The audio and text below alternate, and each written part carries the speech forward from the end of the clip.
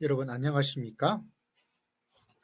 오늘은 공지영 작가의 너는 다시 외로워질 것이다에서 흥미로운 이야기 하나가 제 시선을 끌었어요. 그것은 다른 것이 아니라 이름에 대한 이야기입니다. 이름을 불러주는 것. 그가 나의 이름을 불렀다. 참 이름은 다양한 의미를 가지죠. 제수는 이름이 아니라 번호로 이야기를 합니다. 어떤 신부님이 죄수가 있는 감옥에 갔는데 그 감옥에서 놀라운 사람 하나의 변화가 일어났다 그래요. 그것은 다른 것이 아니라 수많은 죄수들 그 번호 가운데서 사람에게 물어본 거죠. 어떤 이야기가 나타나고 있냐면 다른 것이 아니라 당신 이름이 뭡니까? 당신 이름이 뭡니까? 당신 이름이 뭔가요? 항상 자기 죄수 번호만을 이야기해주고 있는 가운데서 성함이 어떻게 됩니까? 형제님, 성함이 어떻게 됩니까? 그 이름을 불러주는 것에서 반갑고 인사하며 불린 것이 마치 처음인 것처럼 나의 이름을 불러주신 그 신부님에게 보답하자 이런 마음의 생각이 들었다고 합니다. 이 참 말로 뭔가를 표현할 수 없지만 그 누군가가 내 이름을 불러주는 그것은 참 나를 인정해주고 나를 있는 대로 받아준다는 그런 의미가 다가올 때가 있죠.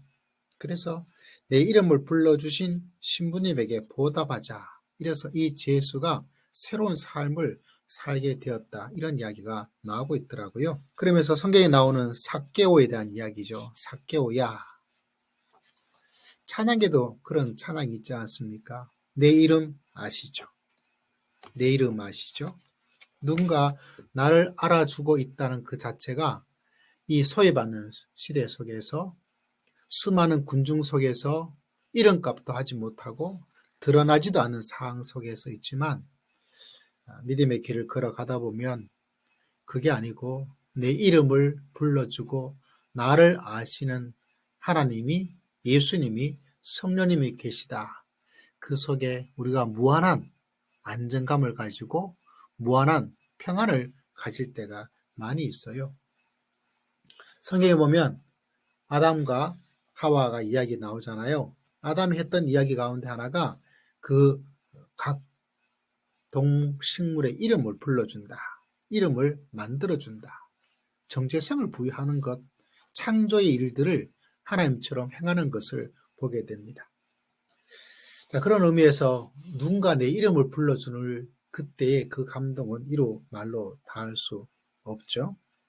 나를 알아봐 준다는 것, 나를 인정해 준다는 것, 나에게 관심을 가져준다는 것, 그것이 이름이 가지고 있는 이름을 불러주고 있다는 그 의미인 것을 다시 한번 바라보게 되죠. 저도 이 글을 읽으면서 그렇지, 내 이름을 불러주는 것, 그것이 얼마나 놀라운 큰 힘을 가지고 있는가, 그것을 다시 한번 생각해 볼 수 있는 좋은 기회가 되었습니다. 그래서 누군가 이름을 불러줘야 되겠어요.